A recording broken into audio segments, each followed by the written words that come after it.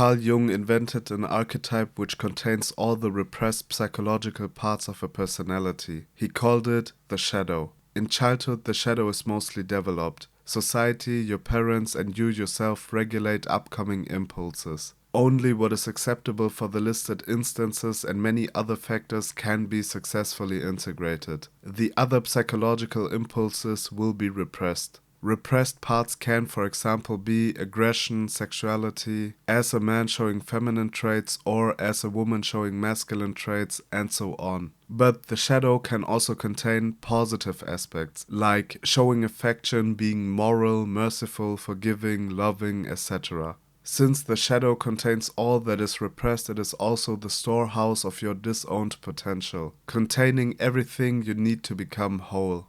It's a lifelong task to successfully integrate your shadow. In this series, we will take any fictional character and try to uncover his or her shadow journey. Reiner was victim, perpetrator, and savior. A manipulated child, forced to bear the family trauma and believed the propaganda of his nation, just to become one of the very few people to get to know both sides, and therefore was confronted with the actual truth of the world. In this video, we will dissect his personalities, his traumas, and uncover his shadow, which also means uncovering the qualities he lacked. Afterwards, we will discuss how Reiner was able to integrate his shadow and why Erin was the primal factor. Reiner was born by an Eldian mother and a Marley father. As we know, his father was never there for him, and for a long time Reiner thought it was only because he and his mother were Eldian. Carina Braun, his mother, felt left behind by the former king Karl Fritz, because he didn't take all of the Eldians with him to Paradis. Her feelings of being left behind turned into hatred towards Paradis and her own identity as an Eldian. She became a terrible mother. She viewed her child as an extension of herself. While being pregnant, she already knew in which direction she would guide her child, and she did as she planned. From early age on, Reiner was manipulated by his mother. The hatred towards Paradis, the will to become a warrior of Marley, which also means becoming an honorable Eldian, all of it was orchestrated by his mother. Especially Reiner's hatred towards Paradis was reinforced by the propaganda of Marley, which will become important for later.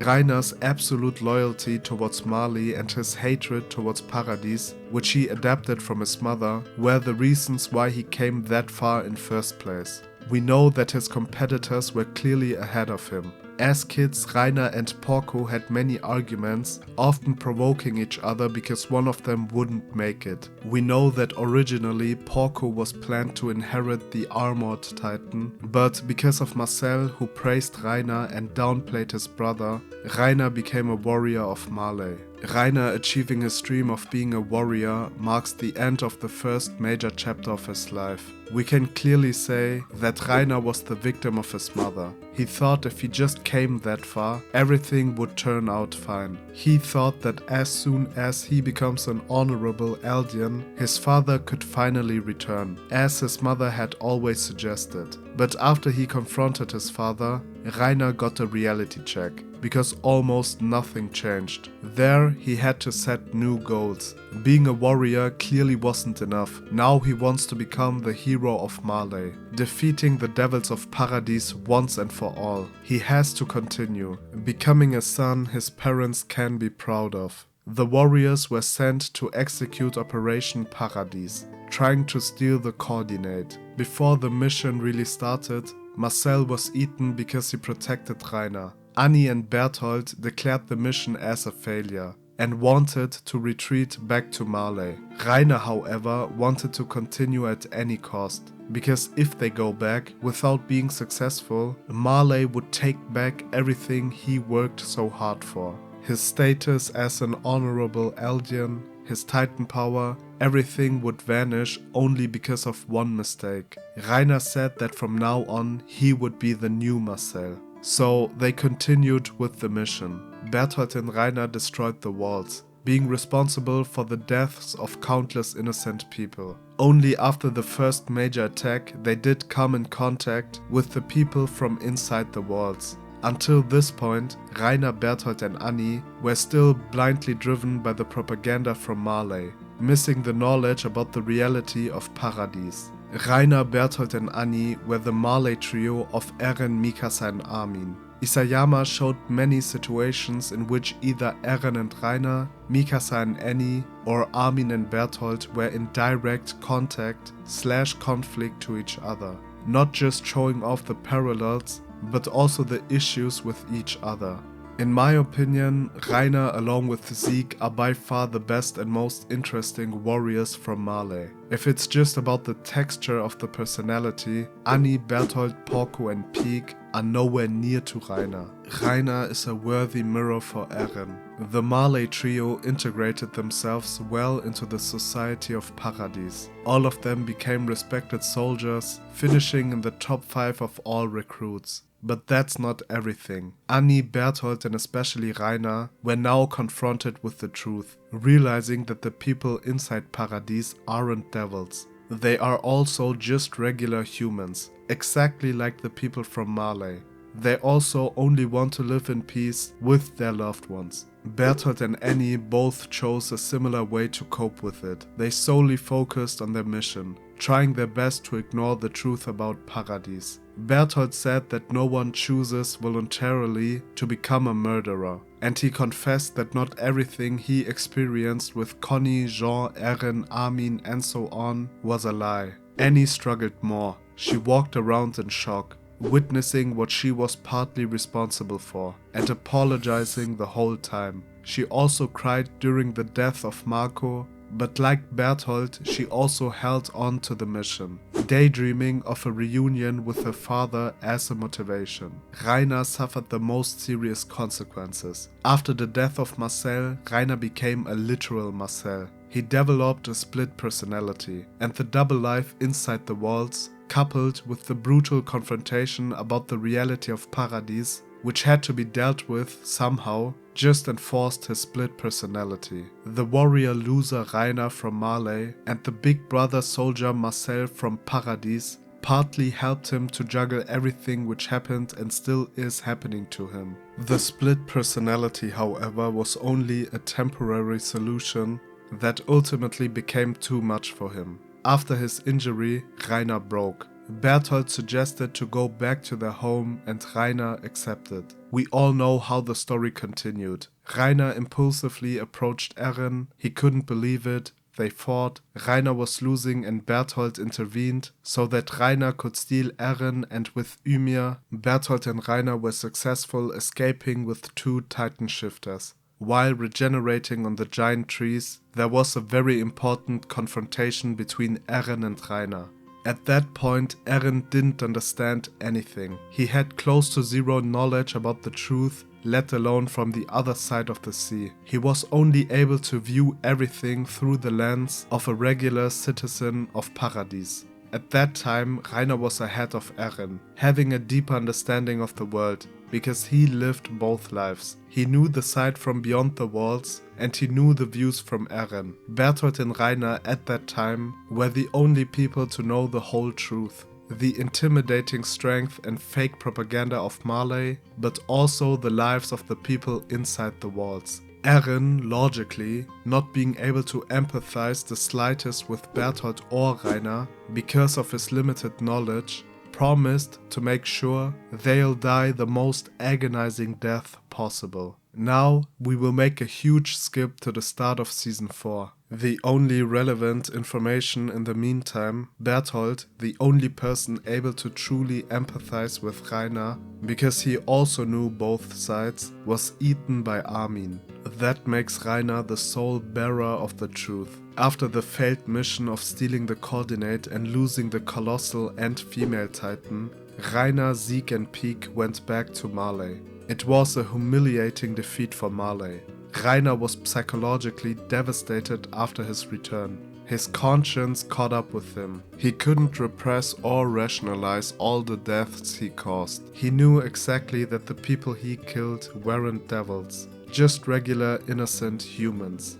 The probably worst part about his state was that there was nobody he could talk to. There was nobody who could possibly understand him. Reiner tried to talk about his honest experience during dinner, but no one took him seriously. The propaganda of Marley was too well embedded. All of the problems Reiner had before he went to Paradis became unimportant. Reiner didn't care about honorable or regular Eldians. He never thought about his father again or about becoming the hero of Marley. It is best seen in his conflicts with Porco. Porco still tried to provoke Reiner, saying that he was never worthy of being a warrior and that he was good for nothing, and Reiner simply let it happen. He stopped giving contra or backing up his achievements. After everything he experienced in Paradis, he now had bigger problems to solve. Everything from before simply became irrelevant. Porco, after the return of Reiner, was in the same situation as Eren when they were resting on the giant trees. Just like Eren, Porco didn't know the whole truth, and therefore he has no right to judge the performance or the lack of performance from Reiner during Mission Paradis. Fortunately, the comrades of Eren, and especially Eren himself, showed Porco the reality of going against Paradis. Reiner became highly suicidal. His conscience and him being the only person to know the truth of both sides became too heavy for him.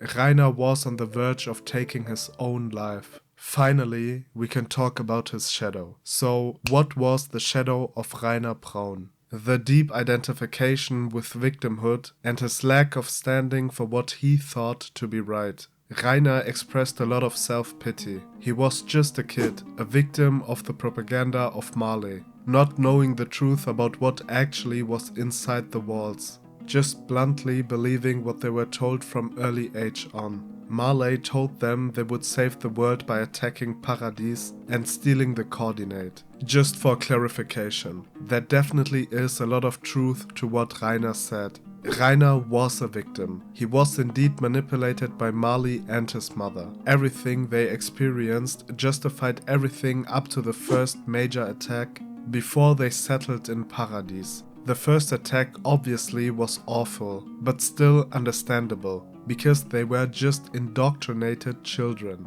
thinking they were fighting literal devils inside the walls.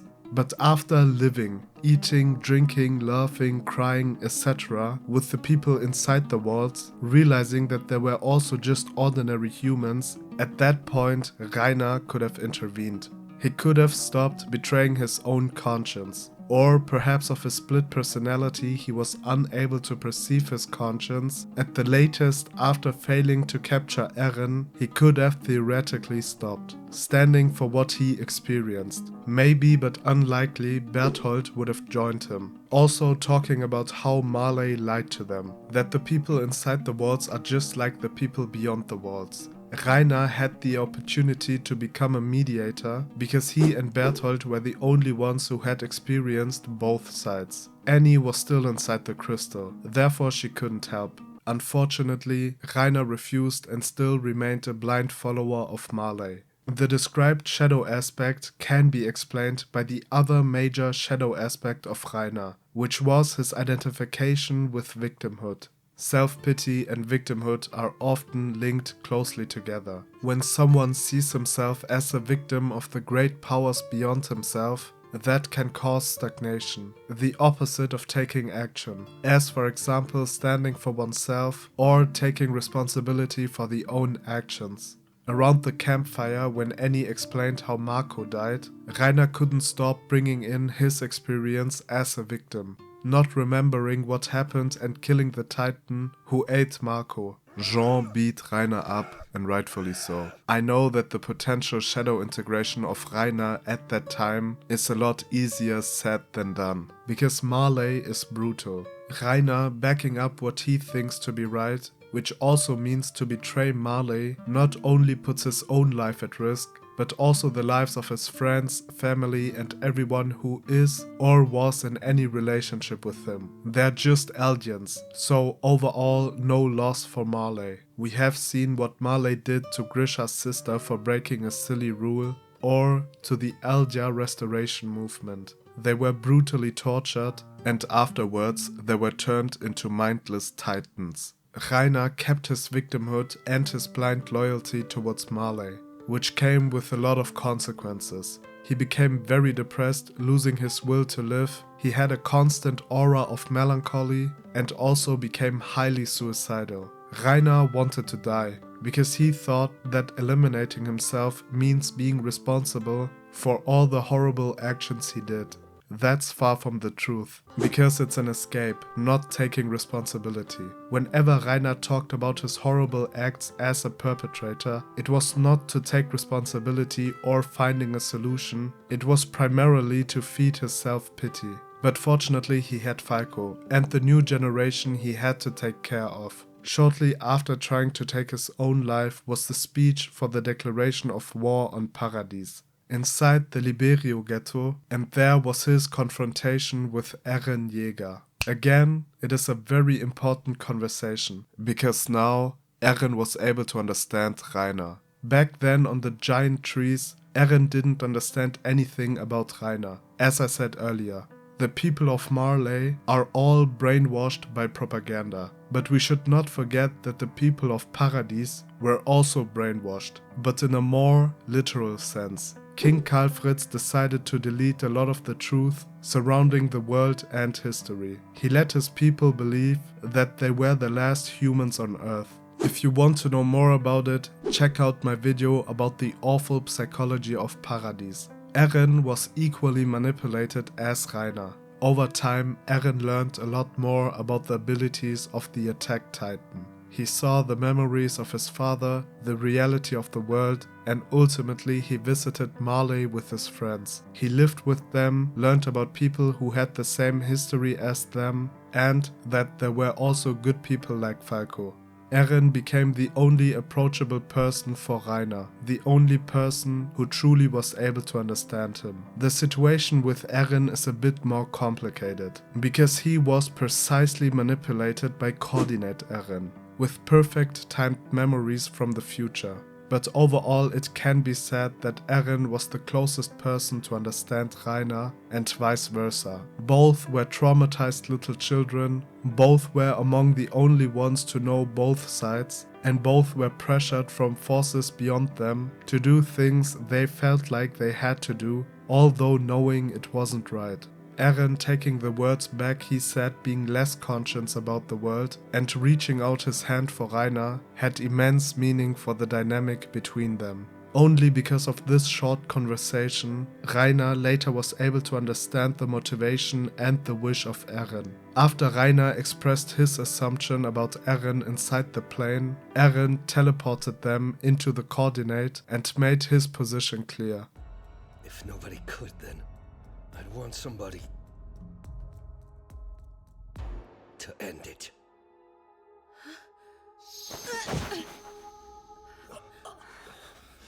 Back to Reiner. He didn't integrate his shadow for a long time, and he overall wasn't conscious about his shadow aspects. He was just living his emotions, without much reflection or understanding. After his talk with Eren, he changed. And although Eren, after the conversation, attacked the Liberio ghetto, Reiner still believed his words. Perhaps Reiner was projecting his own feelings onto Eren. But nonetheless, everything Reiner said and thought about Eren was true.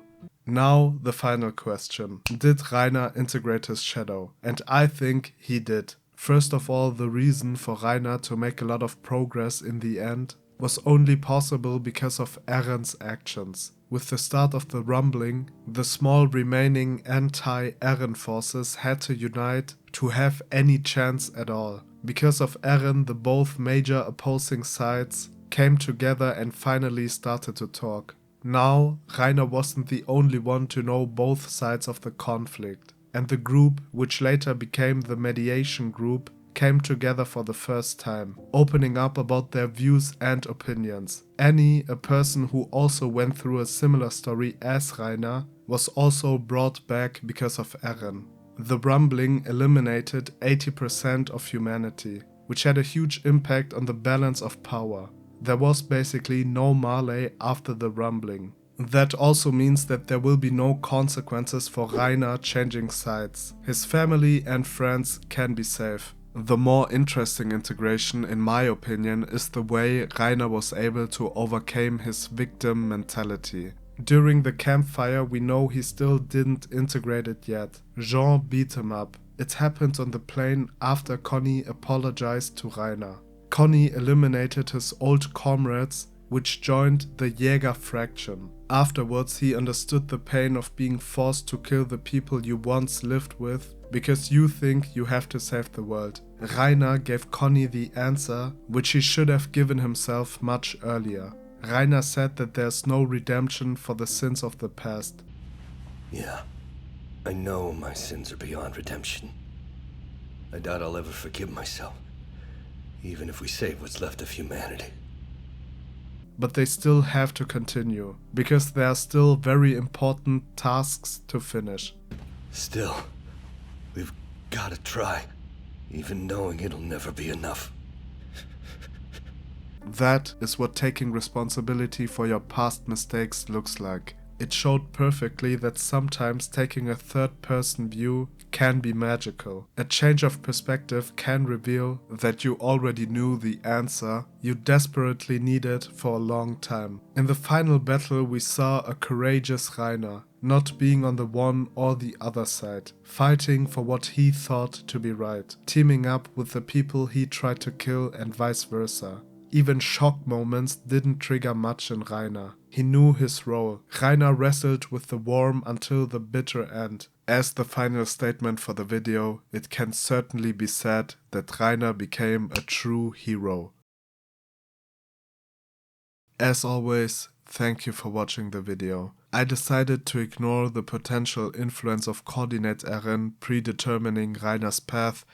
There are definitely points in Reiner's journey you can argue that Coordinate Eren manipulated some stuff. For example, mindless Ymir waking up at that exact moment and instead of grabbing Reiner, she got Marcel. But I wanted to take a different approach, but you can also argue it differently. Anyways, if you enjoyed the video, leave a like and write your opinion in the comments. Feel free to check out my other Attack on Titan videos and hopefully see you soon.